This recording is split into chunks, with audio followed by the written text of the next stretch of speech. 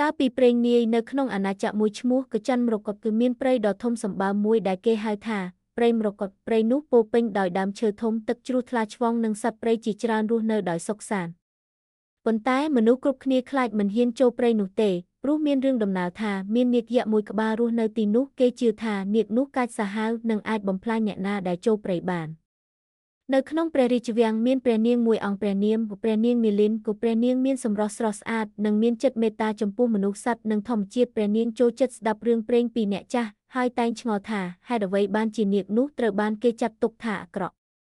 ថ្ងៃមួយអាណាចក្រចាប់ផ្ដើមជួបគ្រោះរាំងស្ងួតទន្លេជាច្រើនរីងស្ងួតដំណាំស្រូវស្លាប់ហើយប្រជាជនរស់នៅយ៉ាងលំបាកព្រះមហាក្សត្របានបញ្ជាឲ្យកាប់ឈើក្នុងព្រៃមរកតដើម្បីយកដីធ្វើស្រែថ្មី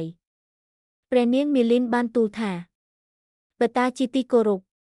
ប្រសិនបើយើងបំផ្លាញព្រៃធម្មជាតិនឹងកាន់តែខឹងសូមអនុញ្ញាតឲ្យខ្ញុំចូលទៅក្នុងព្រៃមរកតដើម្បីស្វែងរកមូលហេតុនៃគ្រោះរាំងស្ងួតនេះព្រះមហាក្សត្រមិនចង់ឲ្យព្រះនាងទៅទេព្រោះខ្លាចនាគយក្សប៉ុន្តែដោយឃើញព្រះទ័យមុតមមរបស់ព្រះនាងទ្រង់ក៏យល់ព្រមនៅព្រឹកថ្ងៃបន្ទាប់ព្រះនាងបានជិះសេះស្មួយក្បាលចូលទៅក្នុងព្រៃមរកតខ្យល់ត្រជាក់បក់កាត់ស្លឹកឈើហើយសំឡេងសត្វបក្សីលាន់នៅពេញព្រៃព្រះនាងដើរឆ្លងកាត់ផ្លូវតូចរហូតទៅដល់បឹងធំមួយនៅកណ្ដាលព្រៃ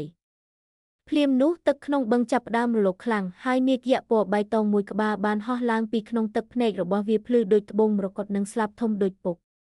នាគស្រែកសួរថាអ្នកណាហ៊ានចូលមកទីនេះ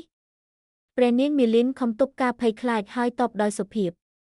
ខ្ញុំមកសុំជំនួយដើម្បីសង្គ្រោះអាណាចក្ររបស់ខ្ញុំនាគមើលព្រះនាងមួយសន្ទុះរួចនិយាយថាមនុស្សជាច្រើនតែងចូលមកកាប់ឈើបំផ្លាញព្រៃនិងចាប់សត្វខ្ញុំមិនមែនការពារទ្រព្យសម្បត្តិទេខ្ញុំការពារធម្មជាតិ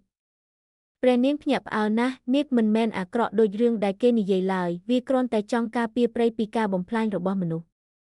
នាគបាននាំព្រះនាងទៅមើលតំបន់ជាច្រើនក្នុងព្រៃមានដើមឈើធំត្រូវគេកាប់សត្វព្រៃជាច្រើនបាត់បង់ទីជម្រកហើយប្រភពទឹកខ្លះក៏ស្ងួតដោយសារមនុស្សបំផ្លាញធម្មជាតិព្រះនាងមានព្រះទ័យសោកស្ដាយយ៉ាងខ្លាំងព្រះនាងបាននិយាយថាខ្ញុំសន្យាថានឹងប្រាប់ប្រជាជនឲ្យឈប់បំផ្លាញព្រៃនាគក៏តបថាប្រសិនបើមនុស្សចេះថែរក្សាធម្មជាតិភ្លៀងនឹងធ្លាក់វិញហើយដីនឹងមានជីជាតិដូចមុននៅពេលព្រះនាងត្រឡប់ទៅអាណាចក្រព្រះនាងបានប្រាប់ព្រះមហាក្សត្រនិងប្រជាជនអំពីការពិតដំបូងមនុស្សមួយចំនួនមិនជឿឡើយប៉ុន្តែព្រះនាងបានដឹកនាំប្រជាជនដាំដើមឈើឡើងវិញនិងហាមការកាប់ព្រៃខុសច្បាប់